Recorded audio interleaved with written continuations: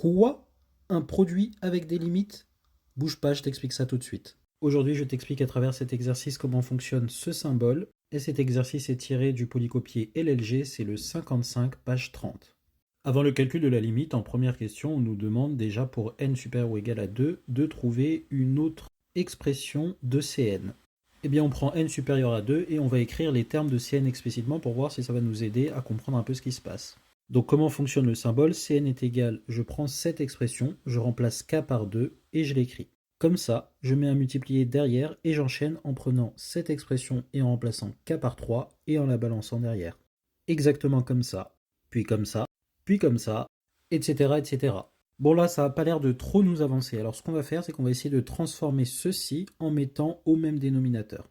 Et donc on obtient ceci, puisque le 1 ici a été multiplié en haut et en bas par k au carré. Mais qu'est-ce que je vois ici? J'ai k carré moins 1. Je reconnais une identité remarquable et donc je peux factoriser ceci.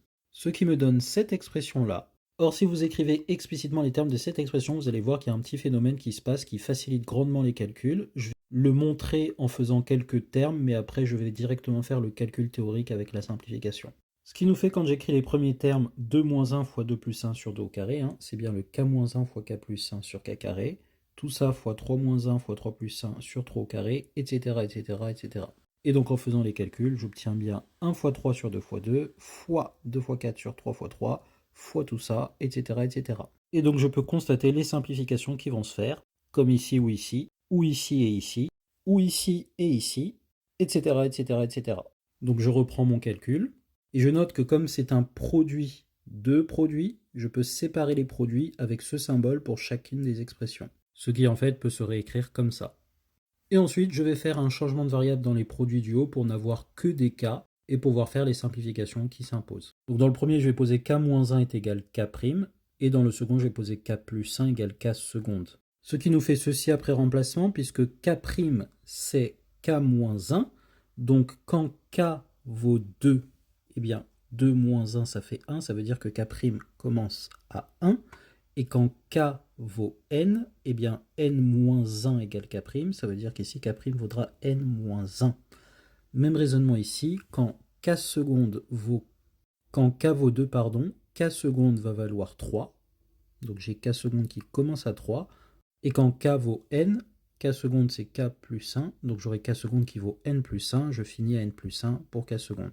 Et ça peut se réécrire avec des k, puisque l'expression des produits ne dépend pas de k seconde ou k', c'est-à-dire que cette expression-là, il n'y a pas vraiment de k', si vous l'explicitez comme on l'a fait avant. Et donc on obtient ceci. Pardon, ici j'avais oublié un carré. Et là on peut voir assez facilement la simplification. Alors ici le k égale 1 ne va rien changer, donc j'ai un produit de 2 à n-1 qui va se simplifier avec un produit de 2 à n, donc avec la partie 2 à n-1, et en bas il va me rester donc 1n. Et pour le deuxième facteur, vu que c'est au carré, j'aurai un 2 qui ne va pas simplifier ici parce que là on commence à 3, et je vais jusqu'à n, donc j'aurai un n plus 1 qui reste ici. Autrement dit, au final, j'ai cette expression n plus 1 sur 2n. Et enfin la question finale, quelle est la limite tant attendue? C'est ceci, on factorise par le thème de plus haut degré, comme ça, et après simplification nous donne ceci et nous permet de conclure que la limite est tout simplement un demi. Deux petites remarques sur cette notion-là. En fait, c'est une introduction subtile à la notion de produit infini, entre guillemets, est un genre d'analogue pour le produit des séries numériques, donc avec les sommes. Alors il y a certaines conditions, et puis il y a une petite théorie à connaître pour bien faire les trucs proprement. Mais grosso modo, on écrirait que le produit de 2a plus l'infini de cette expression est égal à un demi.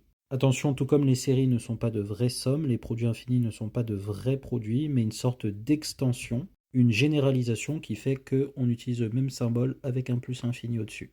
Et puis vous l'avez noté aussi, dit en passant, dans le calcul du produit, on a des simplifications, donc ça c'est bien un produit télescopique. Bisous!